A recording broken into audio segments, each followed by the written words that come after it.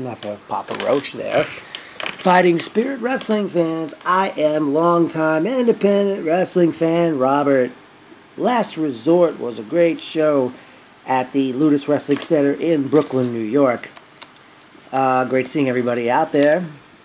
I'll get to them in a minute.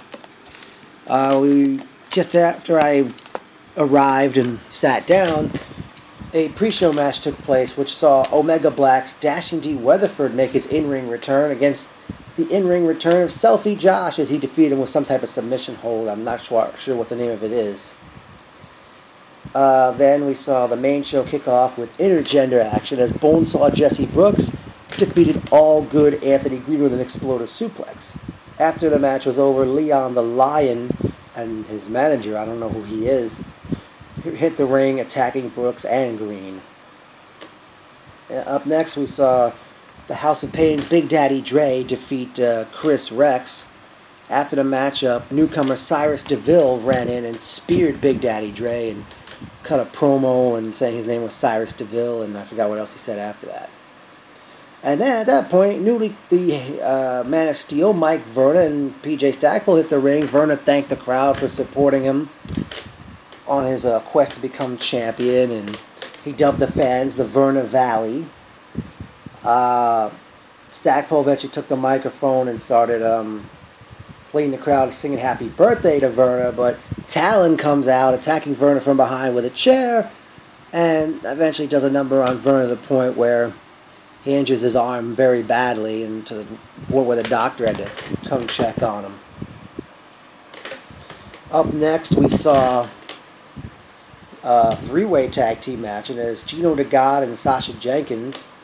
I forgot what their tag team name is, or the group name they have with Nutrius X. Well, they defeated the Scumbag Nation, or Snot, Rude Boy Riley and Logan Black, and Omega Black's Malice, Ocean, and Greg Jones. After the match ended, Snot, Oceans, and Jones, they're talking about that Joel Maximo has been kind of holding them down, and I know Oceans super kicked poor ref Ozzy, and I believe Snot and Omega Black issued a challenge for an 8-man tag against SAT in opposition in August. Up next, indestructible Joey Tell defeated the Greek god Papadon by disqualification when Papadon used a steel chair. After the match, Tell took his lead pipe from under the ring and went to town on Papadon. Intermission took place at that point in time, and many came out for autographs and pictures. The action resumed with a four-way match which saw the opposition, Superstar Whiplash and Jason Nevins, defeat the Beaver Boys, Alex Reynolds and John Silver, and House of Pain's Nick Payne and Hakeem Ali and Joel Maximo, who decided to defend the tag team belts by himself, since, even though his brother Will was injured, and the opposition are now two-time FSW tag team champions. I'll have more on the tag team scenario in a little bit. Up next in a three-way matchup to determine a #1 contender to the Primero Championship, the Prince of Queens, Brian Myers, known as Kurt Hawkins of many WWE audiences, defeated Benny Martinez and Nutrius X. Great to see Brian Myers as a nice surprise, considering the fact that Junto Guerrero was unable to appear. Next matchup saw Magma defeat the Kentucky Gentleman Chuck Taylor. After the match ended, Cyrus DeVille comes out and spears Magma and leaves the ring. And Taylor gets on top of Magma, and the referee makes it 3 count, but of course it didn't go down the books as a win for Chuck Taylor. In our main event, the Man of Steel Mike Verna, through a bad arm, defeated Talon to retain his heavyweight championship. After the match, Talon continued the onslaught until indestructible Joey Tell hits the ring and dared Talon to fight him right then and there. Then Talon attacks Itel from behind, and quite a night of wrestling action and all these shocking run-ins and appearances.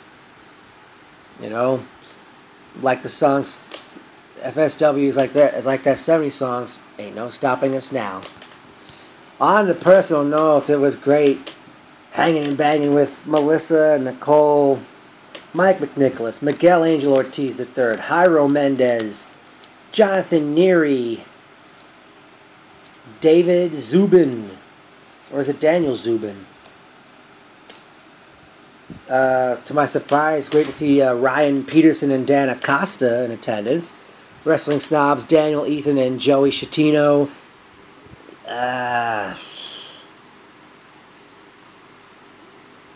Wow. I'd like to say Nicole, Mike, Jairo, Jonathan, Miguel. They all did a tremendous job with as we were continue the Ludus karaoke tradition, as we were singing Mike Verna's entrance music as he came to the ring for his title match with Talon. I hope that'll catch on with FSW fans as the months and maybe years go on. And if anybody wants a copy of the lyrics to that song, let me know. Hit me up, as they say. Inbox me, and I'll be glad to oblige and hand you a copy at a future show, that FSW show, namely August 9th, which I believe is titled Finish Him. And I'll get to that very shortly. Whew. Joel Maximo, I remember we were talking after last month's Five Borough Wrestling debut show, and you were telling me about, rebuilding the tag team scene. Well, I got a tag team in mind for you. Seeing that Bonesaw Jesse Brooks gets to wrestle men, why not have a tag team which consists of a man and a woman?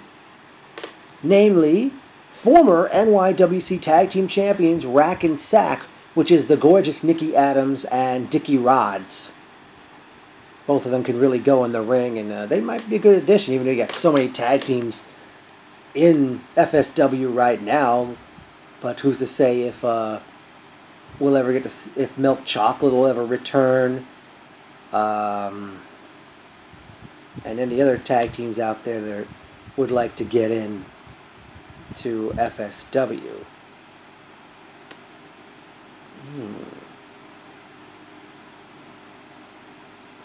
Everybody really enjoyed Nicole managed to find the words to Eni Kamozi's Here Comes the Hot Stepper for the opposition when they came out for their match, and I can't believe that song is 20 years old.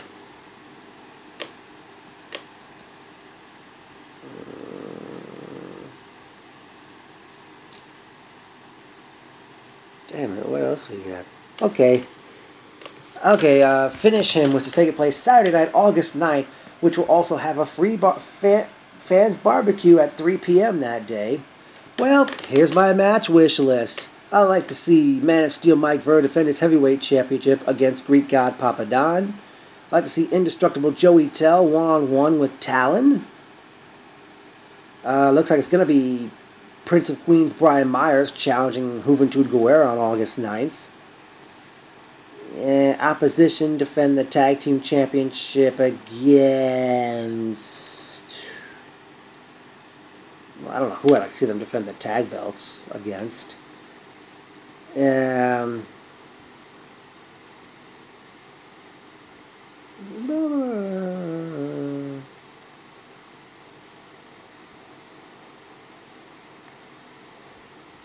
Ugh, so tired.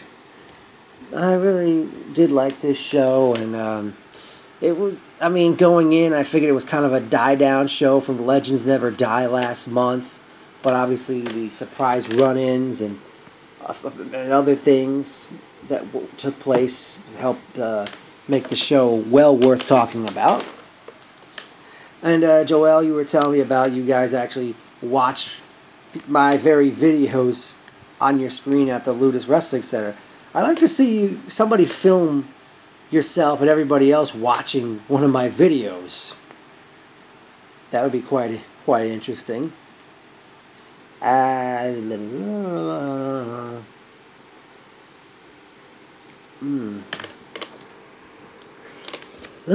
Crap. Stephen Ross, I wish you could have been there, pal.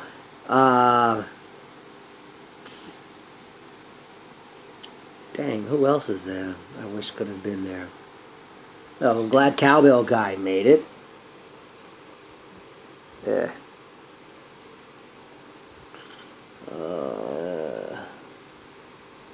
Well, I guess that'll do it from here. Definitely Fighting Spirit Wrestling, there's nowhere to go, another promotion that is not going away. And it's funny, it felt like yesterday I wanted somebody to come forward and give the New York City area a new independent promotion throughout the years. And, it sees we got a lot of them, but it looks like FSW is like pretty much running every month. That speaks a lot, covers a lot of ground, speaks a lot of volumes about them. And I just hope, I'm still hoping for another show at St. Bernard's in Bergen Beach. So that'll do it, everybody.